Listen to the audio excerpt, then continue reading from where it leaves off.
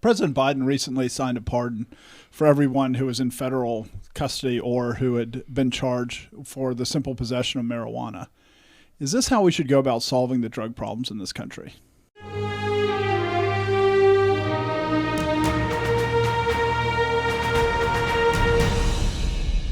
Welcome to The Conquering Truth. I'm Dan Horn. I'm Jonathan Sides. I'm Charles Churchill. And I'm Joshua Horn. President Biden recently issued a pardon that pardoned something like 6,500 people that had been charged in federal courts with simple possession of marijuana. None of them are actually in custody because a while ago the executive branch stopped enforcing the law. It is still enforced in Washington, D.C., so there's thousands of people that received a pardon at that level, but nobody really has a count yet, or even how many people are in prison. But there's obviously been a lot of discussion in our country about the states are doing things that are different than what the federal government does. And so President Biden has now split the legislative branch from the executive branch. Is this how we should be making drug policy? And, beyond that, what drug policy should we have as a nation?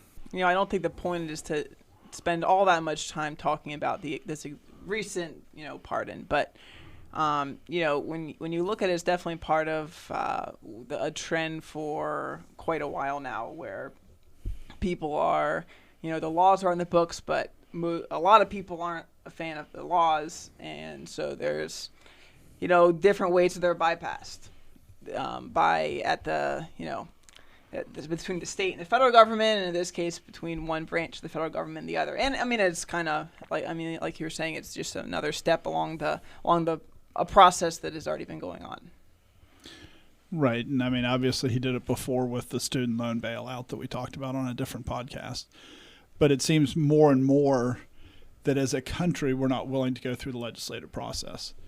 And going through the legislative process has real costs. Because if you actually think about it, the reason why it has real costs in one sense is because we're a representative democracy. The representatives really are there to represent the will of the people. And while we can look at it and say there's flaws with how that happens and there's issues with that happen, it definitely doesn't happen when the representatives don't actually have to sit down and have a discussion, and they don't actually have to fight something out. Instead, somebody else just comes in and says, I'm going to do this. But isn't President Biden a representative of the people as well? He's not a representative. He was not elected to represent them legislatively. And I think there's really specific differences of that. You don't get a president because you believe his skill is crafting laws. You get him because he's good at executing. He's leading, right? Which is very different than what legislatures do. Right. But one thing to point out about it is a legal thing to do. The president has the power to pardon. There's in the Constitution, he's given the power to pardon everything, I believe, except treason. So, it's not a normal thing for the president to say, anyone who committed this crime, I'm going to pardon. It has happened before with, after the draft dodgers in Vietnam. Right. And even with, Andrew Johnson after the Civil War did a blanket pardon. So, there is some precedent for it. But the recourse for that, if the legislature doesn't like it, because there is a check and balance, they could impeach him theoretically for it. But on the other hand, it is something that is, the people's minds may have changed about it since in decades past. So I don't think that there's any chance they're going to do that. Right. But my concern about it has a lot more to do with, first of all, he's stating all these things, and there's no pushback on it because there's not the opportunity to have the argument. And that's one of the problems when you have a unitary executive like we do, is that if they're legislating, they have now become a dictator because they have no one at their same level that can speak to them. And so when they go out there and do something like that, and he's basically saying nobody should be charged with possession of marijuana, well, that's a real problem because there's nobody. The Bible says in Proverbs 18:17, the first one to plead his cause seems right until his neighbor comes and examines him. Well, when the president says, I'm going to do this, there is not the process anymore to have that examination and to say, is this really the right thing to do? Are you doing this for the right reasons? The press does that a little bit, but the press still, the legislative process is to go through that and to actually force the issues on the table. And our country is just destroying itself because unless you have those debates, everything becomes about emotionalism. Everything becomes about, you don't care about what the effects will be. You don't think things through. It's just what has an emotional appeal. And I think it's really damaging the country. Look at the student loan things. What happened there is that afterwards, a lot of people went, wait a second, this is really stupid. This really hurts the working class. What you're doing is shifting from the poorer classes to the upper class. Not a smart move. But yet it wasn't. It was just bounced around people that agreed with each other. And I think the drug policy is the same way, is that nobody's thinking it through and thinking what the effects are going to be. They're just, they bounce it around a closed loop that everybody agrees, and then they go, oh, we all agree, without actually having to deal with dissenting opinions. But I mean, a lot of states, have, passed it even on ballot referendum, I think in several states at least. I don't know the numbers, but, as much as those states have the capacity to debate something at a statewide level, I mean, they have. Right, and certain states have. And I'm not saying that debate. I'm saying that debate should take place, and if it's federal law, it should take place in the federal legislature. And part of it is, I think, so we have this jaded view of how the legislature does things, and we think they just do things irregardless. The truth is a lot of things don't come to the floor because there are discussions.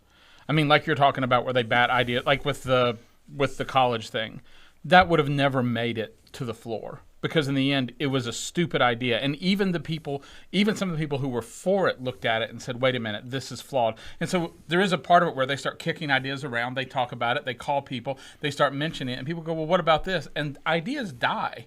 I mean, they really do. They die. A lot of them die in infancy. They never ever make it to a point. And there are times where when they say we're going to push something through, like Obamacare, where there was real galvanized view. In the end, they said, we're going to push this through. We believe this is the right thing. They still had, the amount of debate that went into that, the amount of concessions they had to make, the amount of structural changes they had to make were massive.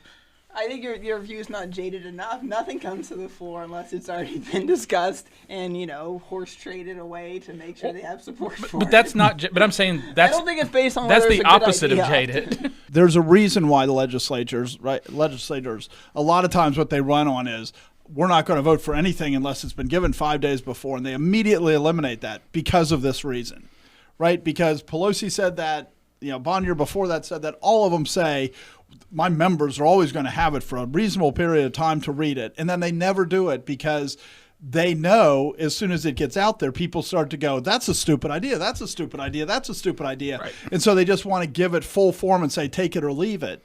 Which is why Pelosi with Obamacare said, you'll find out what's in it once you vote for it. Right. And that's become that's the bypass that's happening inside the legislature, just like Biden was doing it outside the legislature. Just bypass the conversation, bypass the pushing against ideas. And let's just go, this is what we're going to do, where nobody can respond to it. To approach it from a different angle, possession of marijuana, a law against possession of marijuana is unconstitutional. So if the law is illegitimate, should you be punished for it?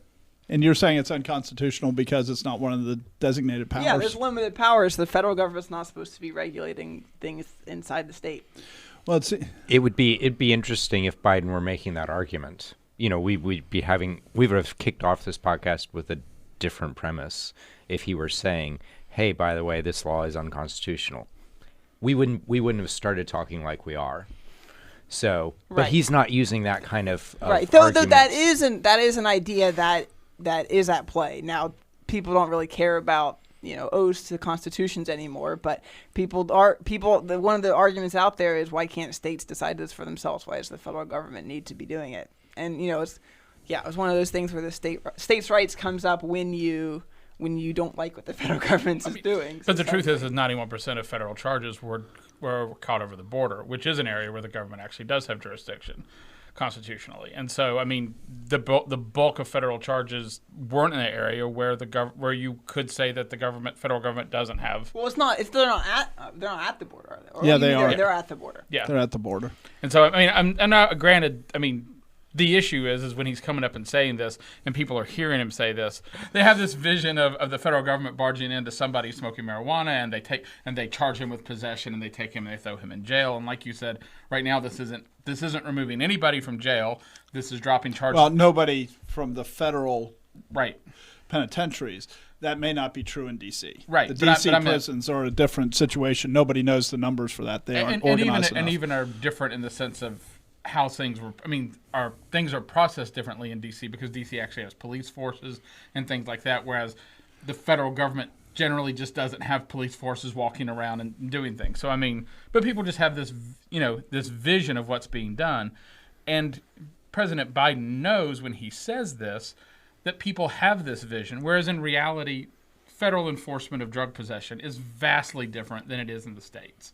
I mean, it's not, you don't get You mean it's biased and subjective? Well, I just mean in the sense of where the federal government Well, no, that's the same as it is in the states. Right. No, I meant where the federal government has jurisdiction to actually patrol for these things. It's mostly at things like at the border. The fact that they don't break into people's houses and charge them with possession is just their choice. The same as them pardoning and choosing not to prosecute and pardoning people because they could. Sure. I mean, but they're claiming the power to. You're saying they could get a warrant to do it. Yeah. Right. Even when the states nullify, which is an interesting thing. Right. Right. Because like we've gone to Colorado before, and you go into the Denver airport, and the Denver airport has signs there that says, don't bring marijuana in here, it's now illegal. Because the federal government has chosen outside the airport that they're not going to enforce it, but they're saying we are going to enforce it inside the airport, even though technically it's all Colorado. But it doesn't matter. They said, here, we're going to enforce it. And it's all the United States of America. Right, it's all the United States. So they're not, and so they're accepting. I mean, it's really interesting to me, the whole idea of nullification, because nullification since the founding of the country has been a major issue. And now all of a sudden groups that were very anti-nullification, right, like, for instance, saying we're going to make it illegal to have abortion in our state, and they go, you can't do that, we must have a federal law. Now the Democrats, the same people, are saying, oh, if Colorado says you can smoke marijuana, you have to allow them to let people smoke marijuana. And so the idea is that nobody is being forced to be consistent in their view of how the government should work, how the Constitution should work. You should take a step back and actually walk through what nullification is. Nullification is for one group to say we're going to nullify, we're going to ignore the law that a different jurisdiction imposed. Now, I agree with Joshua that constitutionally the federal government does not have the right to regulate drugs. There's delegated powers that were delegated by the states to the federal government, although you can argue after the Civil War a lot of that changed, but fundamentally that's what the document was supposed to be.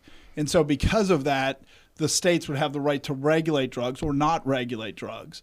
But instead what they're doing is they're passing laws and not saying the federal government doesn't have the right to make marijuana illegal. They're just saying we're going to nullify that. We're going to say that that's null and void in the District of Colorado. Before the Civil War, there was a lot of debate about this. After the Civil War, most people have just accepted a state cannot nullify federal law until marijuana kicked in. Then with marijuana, that's a strange term to use, and it kicked in. But until the marijuana took effect, right? Yeah, until the marijuana took effect. But once the marijuana started kicking in as an issue, not as a drug, but as an issue, that all of a sudden everybody went, yeah, states should be able to nullify. It is a really interesting look at our country that the people who mock the idea of states' rights, which you go back to the Voting Rights Act, you go back to the Civil Rights Act, you go to all these acts where the Democratic Party is saying that the federal government is the one that dictates what every state will do. Now you go back earlier and it's the Republicans that are saying the federal government will dictate everything that we're doing. So it's, Republican, Democrat, it changes where their positions are. But the Democratic Party, with very little pushback from the Republicans for 60 years, has been saying absolutely that the federal government law, no state can overrule it. And then all of a sudden you get marijuana where they want to be able to smoke marijuana and they're going, of course the state can overrule it. I mean, it's just the rapidity with which they rejected these fundamental ruling principles that they were operating on as a party is pretty amazing. I mean, and there's a sense in which if you're following this and you're thinking about it from a theological point of view, nullification is effectively the doctrine of interposition. I mean that the federal government can say something, and then the state, or it could be even a county level, or at any at a lower level, it could even be a sheriff who when a sheriff swears to uphold the Constitution, and the sheriff could go, I cannot enforce this. This goes against the Constitution.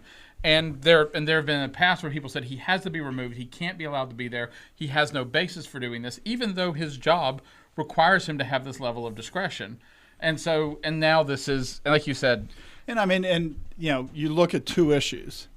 one issue is gun rights and one issue is drug rights, for want of a better term. The Republicans are saying for guns that obviously a sheriff has the right to nullify. If the state says that you're not allowed to carry a gun from place to place, a sheriff should be able to go, they have Second Amendment rights to bear arms, they can bear arms. But then you look at the drugs and they're going, no, we regulated this at the federal level. They did. They've shifted now because enough states have come out that the Republican Party's pretty iffy. But they used to go, well, but the federal government has the right to regulate drugs. And the Democrats would take exactly the opposite positions on This the is same known as two principled issues. pragmatism. Yeah, without the principle. Right. This is called pure pragmatism. Right. And we've just, and I think that the reason that we get here is that we've lost the idea that there's principles of how governance should work. And if you reject the principles of how governance should work, you end up with tyranny.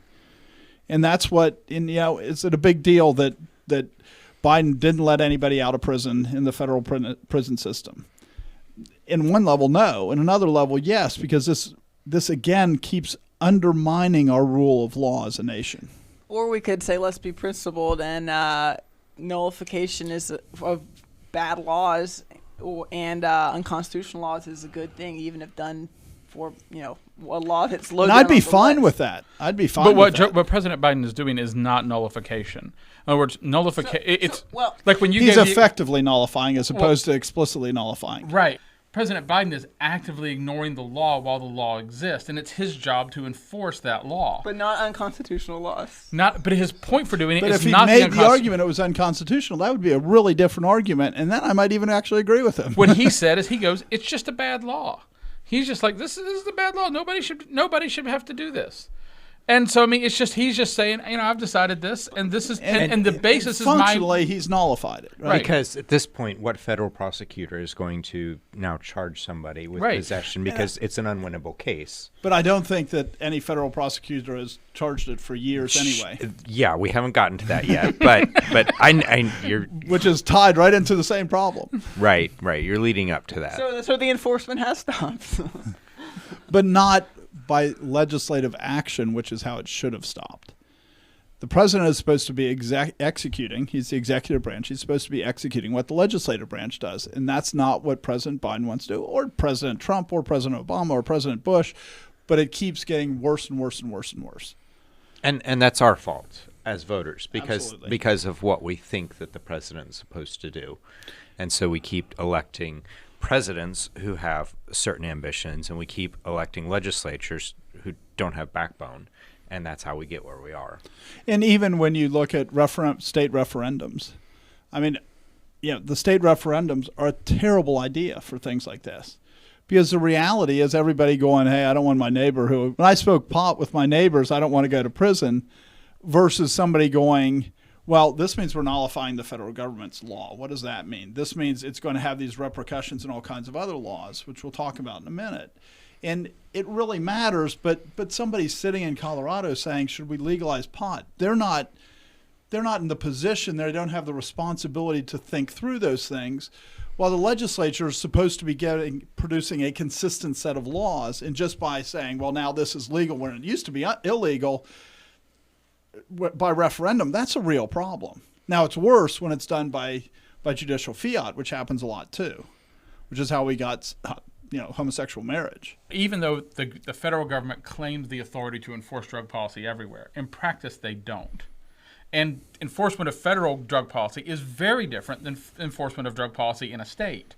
Right. The FBI simply does not have the ability to take the time from framing people for domestic terrorism act. They've got much bigger things on their plate, right? Marijuana. We've got the insurrection plate spinning. We've got politicians we're holding. So anyway, sorry. That's a DEA's job. But because when we mentioned, that a large percentage of these people that are being arrested are coming over the border, and when you think about possession again, that the average amount they have is 48 pounds. So when you start thinking about someone coming across the border with 48 pounds, that's not somebody who's just bringing their personal stash with them. This is someone you're starting to deal with. Now they're dealing with dealers, and they're dealing with other things. And so, whereas you deal at a state level, and I'm just saying it's very different because the statement was, remember, no one should be in jail for just possessing drugs. But that's not what's happening. But there's already a law against possession with intent to distribute. I understand that. Right. And the fact that they could not or would not charge them with that is a real thing. But he says no one should be in jail for just possessing drugs. And I'm going to encourage all the governors to follow suit. At the federal level, he's not prosecuting anybody that he's encouraging the governors to stop prosecuting. You want to add to that? You go back on. It is like 9%. 91% of the people, and I forget, I think it was for a specific year, maybe 2016 or something. 91% of the people that were charged with possession, although it may have been a longer range than that, 91% of them that were charged with possession, it was from smuggling it across the border, and the average amount that they had with them was 48 pounds. So if I am, that just seems kind of shocking to me that that's what they get charged with. Is there some kind of judicial play-by-play that's happening where somebody, the scenario is somebody's trying to cross the border. I'm assuming they're doing it illegally, and they're illegally, and the drugs are at carrying. least they're smuggling something. They're smuggling a large quantity. 48 pounds. I mean, mentally, I grew up on a farm. That's like a feed sack worth.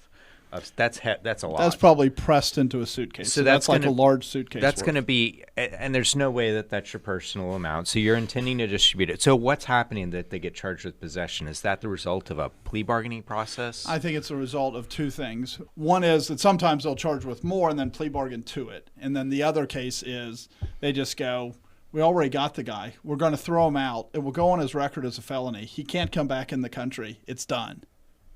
Right. So we've achieved everything that we want because we're not actually going to put him in prison. We're going to deport him. And so all of a sudden, though, all those people that are deported that are never allowed to come back in the country, President Biden just eliminated that off their record so now they can come into the country. Because from his position, he can make a statement. People who hear it believe he's talking about a certain category of person. The actual thing that he's doing is he's making a real change to immigration policy, and he's nullifying a law. He's buying votes. He's changing immigration policy, and he's putting pressure on states to do something that has nothing to do with what he's doing at all.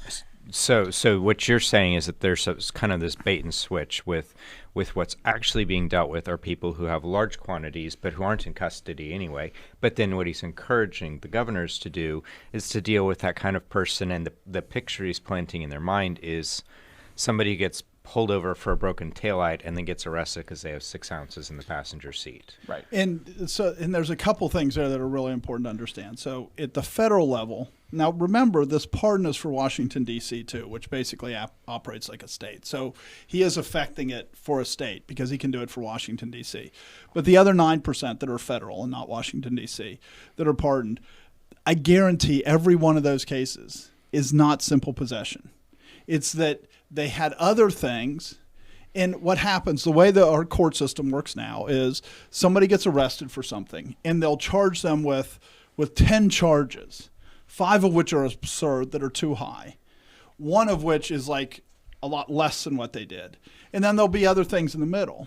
And the way you get to a 98% plea bargain rate, which is what our federal rate is most of the people, they'll go, we'll charge you with possession. Yes, you were definitely distributing with intent. You were definitely, maybe you had a gun, maybe you had this other stuff. But if you accept this and go to prison for 6 months, because those other ones, a lot of times they don't have that much longer of a prison sentence, and this will be all that shows up on your record. But the reality is if they took it to court, they could have proved other things. It just wasn't worth the time and effort. It was better to get people to plea. Or sometimes they couldn't have. Sometimes they couldn't have, but then and when you don't bring it to court, you never know. Right, I agree with that. I mean, it's a horrible system. I mean, sometimes we have to do a podcast on plea bargains. Plea bargains have become horrific in terms of justice in this country. It's basically eliminated justice in this country because because they plea things that are ridiculous. But that's for another podcast. Of people that are convicted with possession of marijuana, one statistic that I don't remember where the site was that I read, but that 92% of them had been charged with more serious charges and they pled down to possession. In 8% of the cases was that the most serious charge. In 92% of the cases, there were other charges that they pled down. And so or that's what they were convicted of. So when you look at it, you have to understand that so often when you hear that somebody's convicted of something, the reality is the state usually thought there was something more serious that they could charge them with, but they didn't want to put the effort in to prove it before a jury. And so because of that, they ended up with this. So whenever you read anybody, you have to recognize they were almost certainly charged with something else. That's just what normally happens. Say he was, he was all clear, everything was going to be great for him to pardon people, but then he says, oh wait, there's this issue with the fact that some of these people may have done other things that we ignored through plea bargains. I mean, at that point, how's he going to fix the whole system? Well, what all this part of it is that people should be pushing back and saying, you pardoned all these people. Who were you actually pardoning? You were pardoning people that pled to this to get out of other things. And it's a broken system. And I don't think people understand how broken our judicial system is right now, because it's very broken. Which is the sort of conversations you could have had if this went through the legislative channels. And even like after the fact with the loan dismissal stuff, all of a sudden you start to have this churn and people start to say these things. But with a pardon, because it is blanket, there's nothing anybody can do. It's a right that the president has to do it. These conversations aren't had. People just go, yeah. He was really trying to help people that had their little bag of marijuana, their stash that they were using to smoke. And, look at how nice he was. Instead of look at what he's really doing is he's freeing all these people that had 48 pounds on average. And then using it as a political tool to try and motivate governors to follow suit. Right. It's not a case like typically happens when a president leaves office and pardons a bunch of his buddies. Right. And to your question, I mean, in one sense, I don't know how seriously you were asking it, but how does he fix it? He didn't run for the office where you get to fix it legislatively. He was in the legislature for years.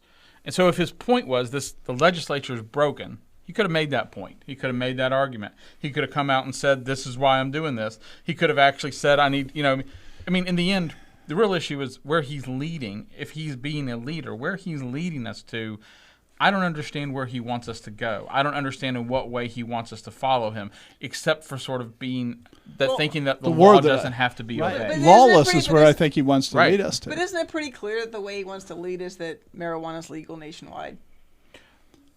Not necessarily. Because why wouldn't you just push the legislature to do that? And I think he could push the legislature to do that now at the federal level. I think he could.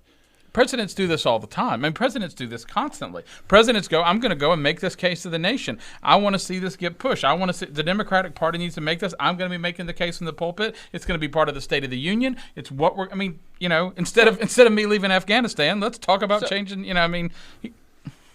one part of it is he also is moving to legalize it, because I believe that the law is based on schedules of classifications of drugs, not specific drugs. So I thought part of his thing with the pardon was also telling the FDA to look into changing the schedule of marijuana so that it wouldn't be regulated by the federal government. Which has a huge problem anyway, right? But then bureaucratically, according to him, then the bureaucracy has been given the power by the legislature to legalize it. Right, and that's one of the big problems is that in this, the Supreme Court's even starting to go, wait a second, this is really messed up because of a Supreme Court decision that says that you basically defer to the executive branch as to what the legislation says. And so now all of a sudden the executive branch is the one that makes these decisions. When the law was passed, marijuana was clearly intended to be impacted by it. And now he's saying that by the fiat of a bureaucrat that he can change it. That's not how the system is supposed to work. But did the law say marijuana in it? It didn't, but everybody knew what the Schedule 1 drug was at the time. That was pretty easy to put in if you don't want to turn over power to the bureaucracy. Right, and I'm not saying that the legislative branch didn't. What I'm saying is the people need to start to say, we need to stop we've messed up our political system, and the end of it will be tyranny, will be ever-increasing tyranny, because in a real way, a lot of tyranny has already come. Charles, to answer your question, where is he leading? I'm going to admit up front, this is pure speculation, but this is coming not that long after there was a significant news story with the Brittney Griner case. Brittney Griner was a professional women's basketball player who was in Russia for some reason, I don't know why, but was arrested in Russia and is now in a Russian prison for marijuana possession. And there's been a huge diplomatic push from Biden's office trying to free her and get her back stateside. Coupled with that diplomatic push are all of these cries of hypocrisy because she's in prison for Russia for what on paper are the same reasons that people in the United States are in prison for, and people have pointed out that Vice President Harris used to prosecute people in California for those same kind of reasons. So it could be a little bit of got caught with our pants down on this one, and let's see if we can't level things out. Yeah, you're right. I think that's at least part of the equation is that particular story. And I think even tying to that is who wrote the legislation for much of our drug laws. His name was Senator Biden. The drug law in 1994 was written by Biden as the chairman of the Judiciary Committee. All these laws that he's complaining about, he was the author of. And so politically, that puts him in a position where he's the author of them. He's in trouble. He feels like he has the right to change them because he wrote them. I don't think that's what he's thinking, but I think he's also thinking that it has real damage to him. Especially the argument that he made as to why he has to do this is he says it's because of systemic racism. That's the reason that he has to do this. And he's the systemic racism. And he's the systemic. And the drug policy that he passed in 1994, it definitely targeted blacks more heavily than whites because it was targeting crack cocaine rather than powder cocaine. The black community uses crack cocaine far more than powder cocaine. The white community uses powder cocaine. They have the same effects. They have the same neurological effects, everything else. There's no difference. But one became this boogeyman that you go out and say, we need to really destroy this. This is destroy. And it was definitely related to, I'm not saying that was the motivation was, but I can tell you that passing that law definitely affected blacks much harsher in terms of sentencing than how whites were treated. Right. No question in Biden's law. And so now Biden turns around and he's going, we have to do this because we're unfairly treating blacks. Well, I'm sorry. That's what he wanted.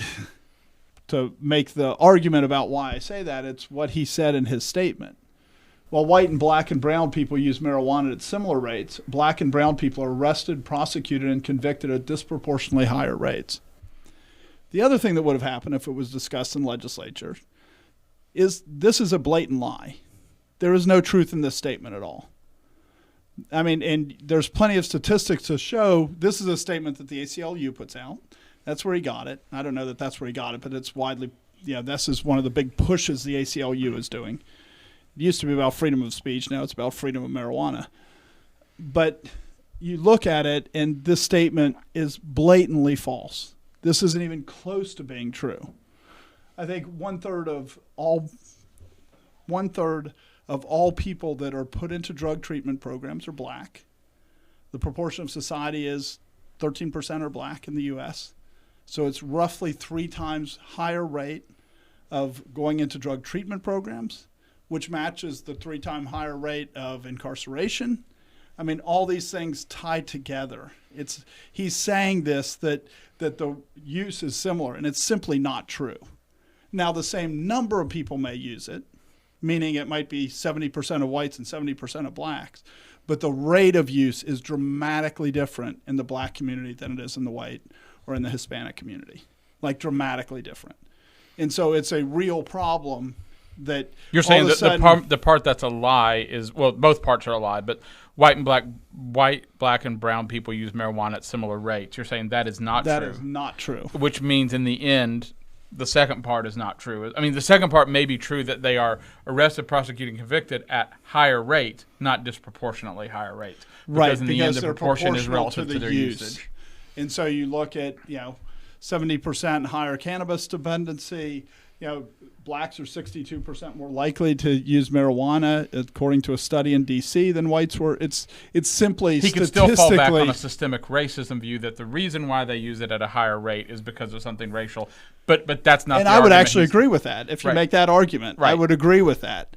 But that's not the argument he's making. He's making it that so he's trying to right now. He's basically politically, I think where he's standing is you have all these people that are saying defund the police.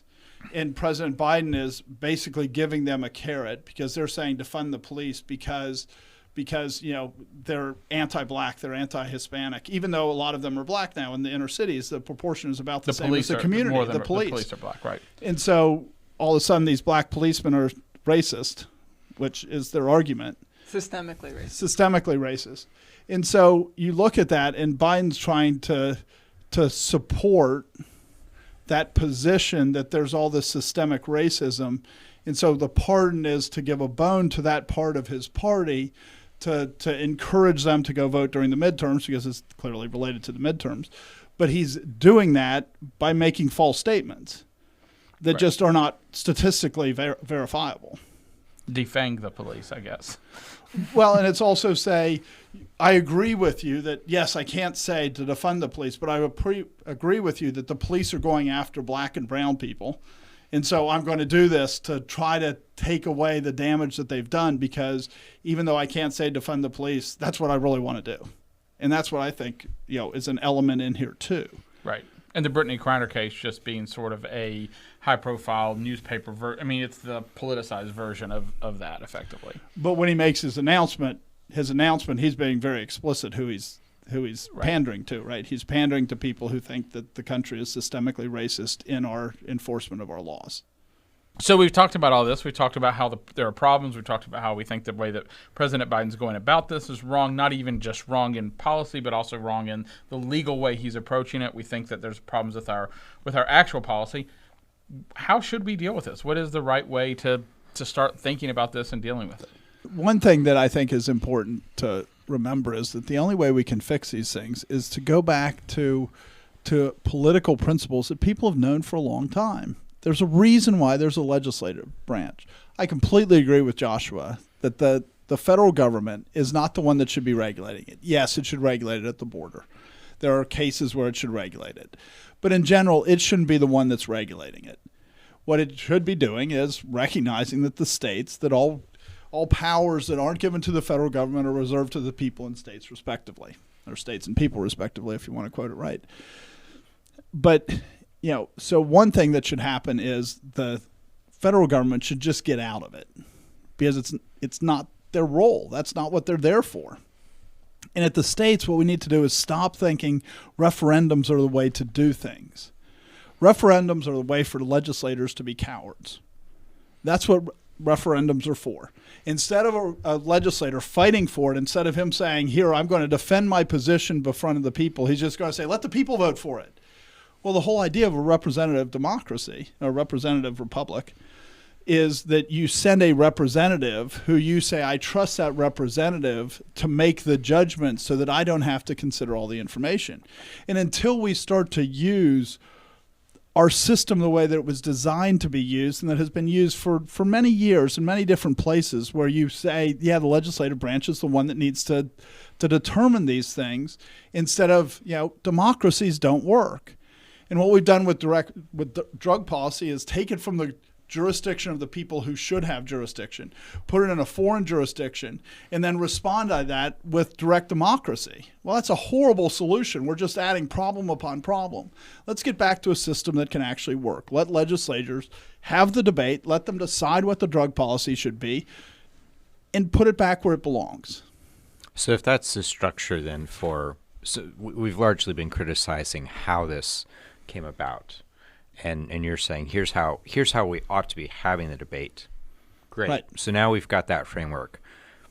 I think that still leaves at least half your question of what should the outcome of that debate be? What should drug policy be? All drugs legal all the time. I mean, before you know if you should make them illegal, you need to know if they're wrong to use in the first place, because that's definitely up for debate. I mean, obviously, and all the people who want to legalize drugs, but even a lot of, you go on Christian forums, and there's a lot more question about that than you might expect. And I think you could go potentially even more fine-grained than that. There's a question of, are they wrong to use? And then independent of whether or not they're wrong to use, is it the government's role and responsibility to regulate their use, right or wrong in their use? Or what government? should Yeah, be what regulated? level of government? Because part of the problem is that when we say the word government, we think of only one thing, as opposed to all the different governments that kind of exist in the world, from familial level governments to kind of even society. There's a societal aspect to government. There's lots of different. Like right now, a lot of drug policy really gets enforced by businesses. If you want to work here, you have to take a drug test periodically. If you fail your drug test, you get fired. Well, that's a regulation. Especially as soon as the states that said we're not going to regulate drugs anymore. It wasn't like it went away, which I think is a really important point, right? It's not like the enforcement about the use of drugs went away. No, companies started to say, well, we're going to start to do drug tests and we're going to check. And the punishment is you can't be here, as opposed to that you should be put in prison. And when you think about it, right, like think about drunkard, right? Drinking. The Bible says you shouldn't be a drunkard, right? We can all agree the Bible says that. Does that mean the government should put a drunkard into prison? No. No, the Bible never says that. Doesn't mean a church should put a drunkard out. Right. Yes, the Bible says no drunkard will inherit the kingdom of God. And by put the church out, you mean put them out of being called a member of that church. Right. Not if called a a drunkard Christian. comes into the church. You No, might put, right. but Yes, to be really clear. That's a worthwhile distinction. But a drunkard should not be a member of a church. Doesn't mean he can't attend, just can't be a member of a church.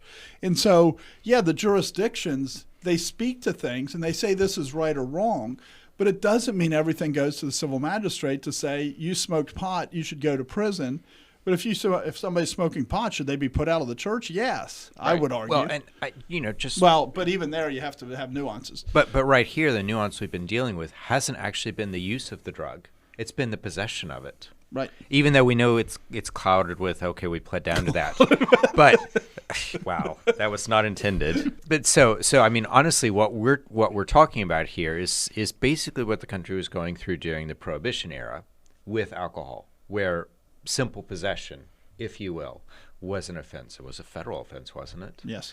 And so And at least that was constitutional. right. But can you support that biblically? Can you say that it's from the Bible that you cannot possess such and such substance at any level? That's really the kind of a fundamental question here. And I think implicit in that it's the question, is there any good use for these things? Because the answer biblically for wine is, it says that, wine brings joy. It says, alcohol. Right. If you want to worship God, take strong drink up. Can someone justify in the church having pornography? Right, there's a big certain difference things between the two. But in pornography, though, right, that's something that man's making. But some of these other things, like marijuana, and granted, it's been twisted, so it's a lot more potent than it used to be. You're starting to say that God made this weed that has no purpose to it. And I'm not sure we should be saying that. And some of it can be just the purpose is that it tempts people. The purpose is that that it's a briar, that, are there reasons for those things? Yes, there's biblical pictures for that. But we have to start and say, God did give these things for medicine, so is there any valid medicinal use?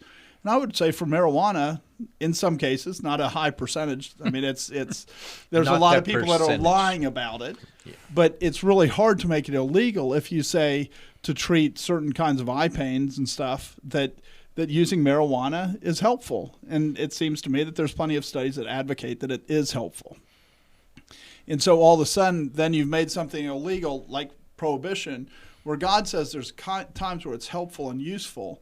And now you've said you're eliminating those to punish the people that will abuse it. And it's, I don't think you can grow cashews in the United States because the so something shell. Something that people eat all the time, you can't grow in the U.S. because then you're possessing drugs. Like hemp rope, we used to be huge. That's the main rope. Delicious. They may have changed it, but for a long time you could not. Started hemp rope. They did change it some years ago, but until 5 or 6 years ago or something like that, it was illegal to grow hemp, even though that makes the best rope fiber for natural fibers. Dan, you mentioned the distinction or the question being, is there any good use for it? Right. When, as Christians, we approach it with a bad theological framework of thinking that within a material thing that evil might reside in that thing. And because of that, And I would argue that there is such things as evil inventions, but not But I'm a talking plant about- that God created. Sure, That was sure. actually my argument that I was trying to Created get to. things, or things that There's have a had difference between that and pornography. A small amount of small amount of cultivation. You obviously you have to do some production to go from plants to food, but this is again going back to prohibition when you had arguments about, say, that demon rum. Right. Well, what you're doing when you say that is you're placing the problem, the evil, in the thing and not in the use of the thing. And I think that's how we think about a lot of drugs, is the problem is in the thing and not the use of the thing. Sure. And so that's not I'm not making a slam dunk argument for that there is no case in which there's not evil in the thing, but you've got to make that case. I mean, I think you can. Well, you can definitely say that when God created the world, He looked at it and He said, "The world is good." Every green plant I have given you for food. Right. He looked at the world and said, "My creation is good." So everything that God created is good, and I think that you can just be pretty blanket about it. Everything God created is good.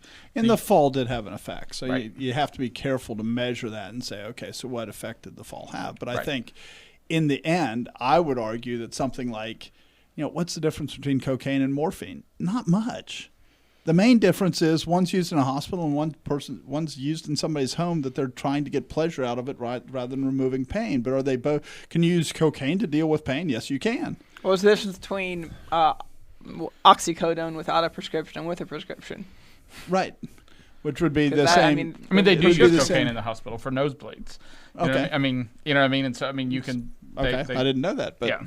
But the point is that all of a sudden and again, it's really an Arminian view, right? The Arminian view is that things from outside us are what drives us to sin, not what comes from inside man is what drives us to sin. That's the basic Arminian view. That's why the Arminian believes that you can choose God. And so then all of a sudden it's the exterior things that are evil. And so that's why we look and we don't say, well, these are good uses of marijuana.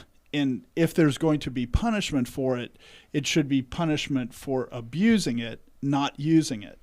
So, for instance, the person I forget what the eye issue is that people say that marijuana is good for, and they've done tests for it and stuff, and they've shown that it's useful for that.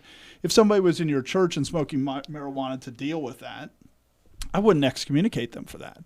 My mother had shingles, and the shingles caused a nerve in her eye to get inflamed that was causing her intense pain for 14 months or something. And she was on serious drugs, and the doctor said, well, the best thing for this would actually be marijuana. And my mother's like, no, I can't use marijuana. Well, the reality is it's not that much different. It's just how we've portrayed it, but does it have good use? And if she was in our church and she was using marijuana because the doctor said this is the only thing to take away the migraine that's lasting 20 hours a day, I don't think anybody would vote for excommunication. Or any form of church discipline. Or any form of church discipline. Good point. But my point is, though, it's when they start to abuse and they use it for things that it's not supposed to be used for. Right. And so what we've done, and we've categorized drugs and the schedules and stuff like that, we've created all these scheduled drugs and all this stuff that it's not based on abuse, it's just based on the drug. It's caused us to gloss over whole aspects of how we view sin and what we think. Like Jonathan was saying, there was a point where with the temperance movement, where the way people thought about alcohol was and it's still to this day, that alcoholism is viewed as a disease. And so there's this part of it where we don't think we've distanced ourselves from even thinking about sin properly. We've distanced ourselves from thinking about how we use things, how we approach things. We let things be socially stigmatized versus actually being stigmatized because of the actual sin that's being done with them. And we don't prosecute people and deal with the actual sin that's being done. We deal with everything else. And this is like, I believe in the 1920s, there were opium dens in the United States. This isn't like, you hear about in China. In China, it was a much greater problem in a lot of ways. But the solution of that wasn't to say, why would we have opium dens? The solution is to say, let's outlaw the opium dens. Instead of recognizing this is an indication of a real sin problem that the church needs to be clearing, this is the sin problem. Right. And with marijuana, I think that there's pretty clear sin problems. And even one of the reasons that you look at it and they say blacks, are persecuted and convicted at disproportionately high rates. Well, actually, marijuana use tracks pretty close to the level of welfare. And it has more to do with welfare in a lot of ways than it does anything else. A lot of the abuse on welfare, the proportion of abuse is pretty close to the level of welfare use by the races.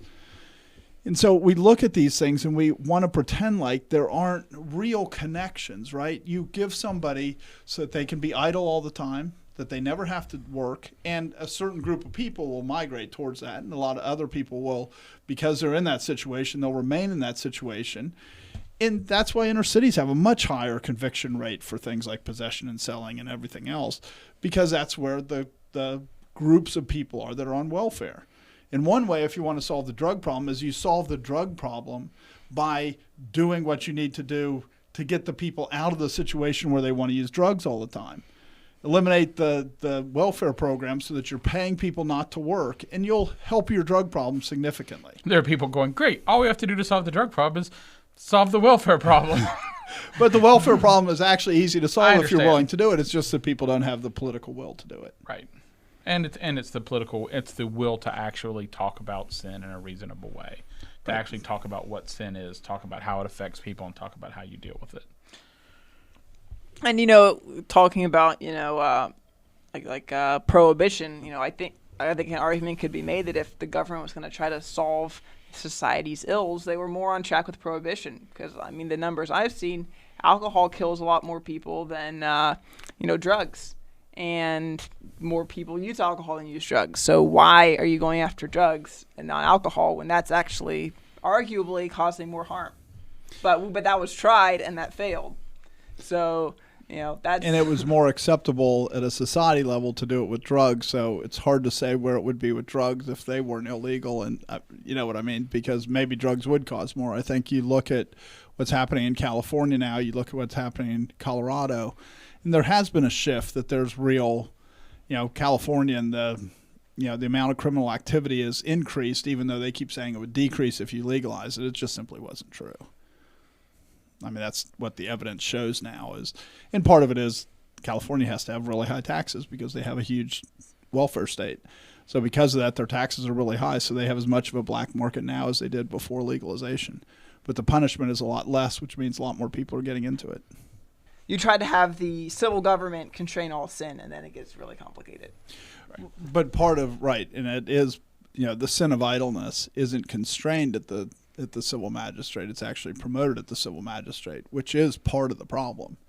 Because think about it, if you had a family where the son comes home, and now it's common enough in the people that are older, but if you go back 50 years, if the son was caught smoking marijuana and you put him out of the house before there was this whole government system that would prop him up, that was a real cost to him. That would be Right. That would be very difficult for him to continue and to move on in his life. Now the government will come in and swoop and do all kinds of things for him. So all of a sudden the power of the father to say, I will not allow this in my home, because that used to be a huge lever. Now the amount of leverage you have has been greatly decreased because the government There's someone will swoop going, come in. to us, we'll take come care to of it. us. And so what that means is that what the government doing is undermining other governments, other constraints on sin, so they can't constrain sin the same way. And that's part of the reason that it gets complicated, is because these sins, like you were saying, these sins feed each other. Right. And in our country, we're definitely feeding, one sin is feeding each other all over the place. And so now just legalizing it wouldn't help as much as if it was done before you have all these other government programs, because all these other government programs mitigate your other authorities' ability to constrain the sin. And if you look at biblical law, rather than the government undermining the parent's authority and inability to constrain sin, God gave Israel, he didn't tell them for the government to punish drunkards, but only to support the parents and give them or reinforce them with the sword when they wanted to punish their son who was a drunkard. To say that there's a point where the government would say, yes, the parents testify that the son's a drunkard, and a glutton, and so we will even execute him. Well, they would execute him for, it says in Deuteronomy 21:18-20, if a man has a stubborn and rebellious son who will not obey the voice of his father or the voice of his mother, and whom when they have chastened him will not heed them, then his father and his mother shall take hold of him and bring him out to the elders of his city, to the gate of his city, and they shall say to the elders of his city, this son of ours is stubborn and rebellious. He will not obey our voice. He is a glutton and a drunkard. And so he was actually being executed for not obeying his mother and father. The drunkard and the glutton is going, well, that's the evidence. This is the evidence. But other than that, the civil magistrate isn't supposed to do anything with gluttony or drunkard unless, you do something that's negligent and cause a death. Then you do something. If you steal to buy alcohol, then you do something. And so the laws that were to constrain it were when it produced evil that was given to the civil magistrate to constrain. You don't just say, well, it's evil to be a drunkard. Sure, it's evil to be a drunkard. It's evil to be covetous. But are we now going to throw people in prison for being covetous? Right. I mean, my dad knew a guy 30 years ago who told him when he went to buy a car, he said, find out when the car was made. He said, if the car was made on a Monday, don't buy it because they're just coming off being drunk for the weekend. If the car was built on a Friday, don't buy it because they were starting to drink. But he said he worked in the auto industry, and he just said, this is so common in the auto industry. There's a part where he may have been exaggerating, but he worked in the auto industry, and the level at which he said this was endemic. And so these people had jobs, they had functioning jobs, but he was saying there was a certain level where he looked at them and said, like you said, they weren't being put in jail. They weren't being prosecuted. They weren't so unlawful that they couldn't even have gainful employment. Right. They'd sober up in time for work. Right. But in the end, and so there is this part of it where we've decided to treat things in a completely different way than Scripture says you should treat them. The way a business deals with the drunkard is they say, well, you can't do the job.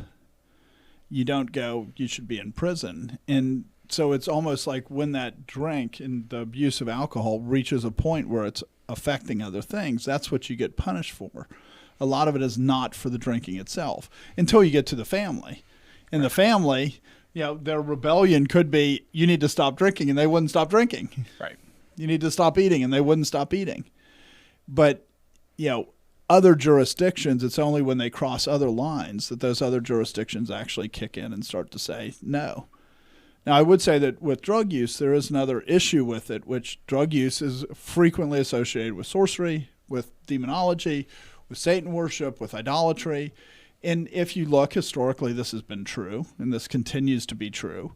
But there's a difference between saying I'm going to smoke a joint and going I'm going to worship Satan while I smoke a joint. And when you say I'm going to worship Satan while I smoke a joint, that's what the government is actually supposed to step in and stop. Right. It's not the marijuana. It's when you cross these other borders, these other lines that God has clearly given to the civil magistrate to enforce. Well, we're not even willing to talk about that. Right. We're barely willing to put somebody in prison for killing a baby. We make those exceptions for those. Right. If it's part of your religion to smoke peyote, for example, because you have some native religion, then that's okay, even though in all other circumstances it's wrong. Right. And so we make this exception that says if you're worshiping a false god, you can do it. And God says in his law that it's when you use it to worship a false god, that's when you stop it. Right. We're having trouble convincing our nation to put somebody in prison for killing a baby. So, we're a long ways away from... But we are putting people in for simple possession. Right. No, I understand. Not very much anymore, but it still happens.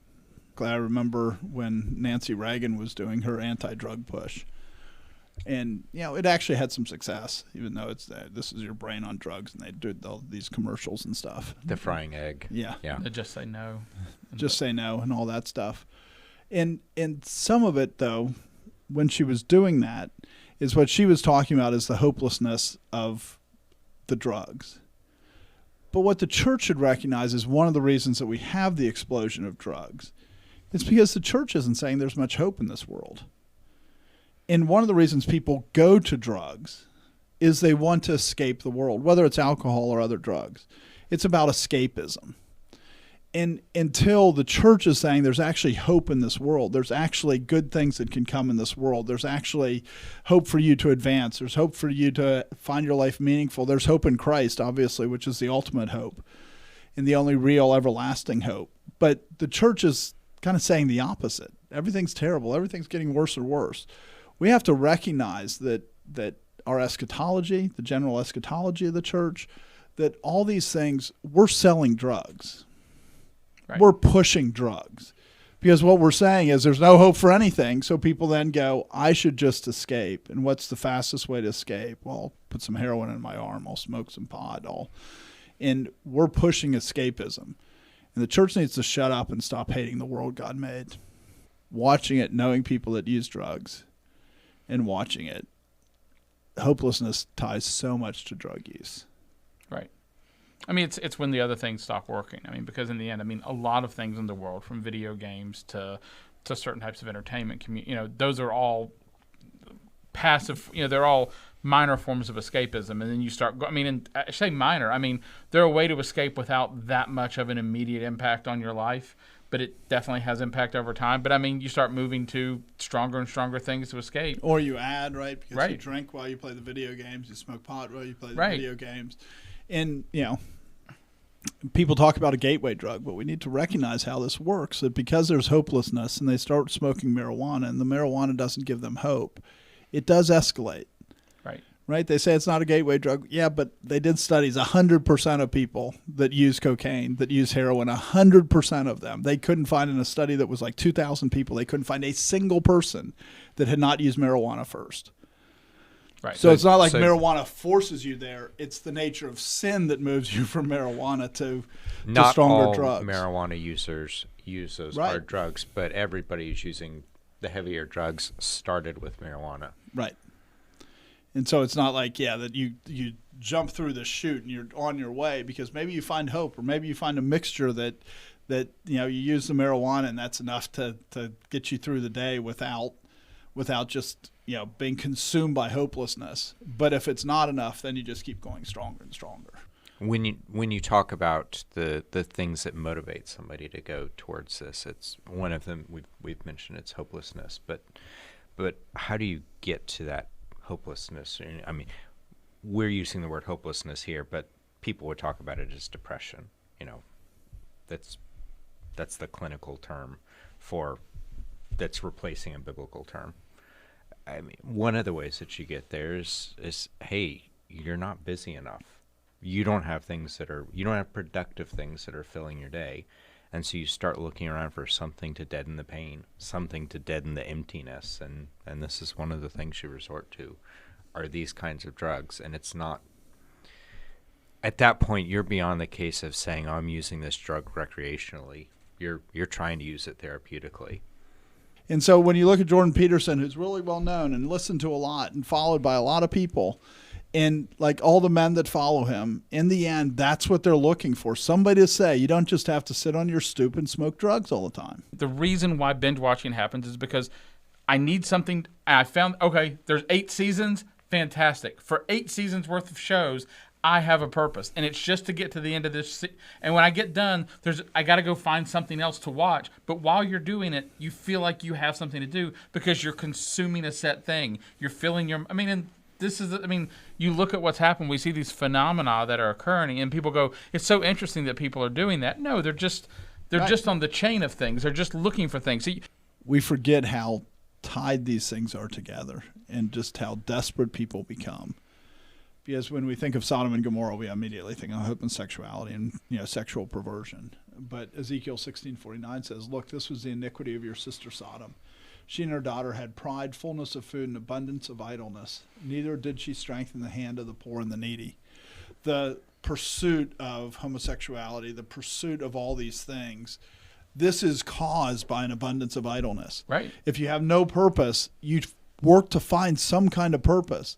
And it's not listed there, but drug use would fall into that, right? Because there's abundance of idleness, because you're trying to escape the uselessness of your life, you come up with something to rebel, something to do, something so that it has some purpose. Because having children would have been something. Right. You know what I mean? Having children would have taken away a lot of your idleness. And so in the end, let's just be honest. There's a real rebellion that it's against. And so as we look at that, we should just recognize that as we are in a nation that promotes idleness, that we're promoting drug use. We're promoting the hopelessness. We're saying that there's no purpose to anything.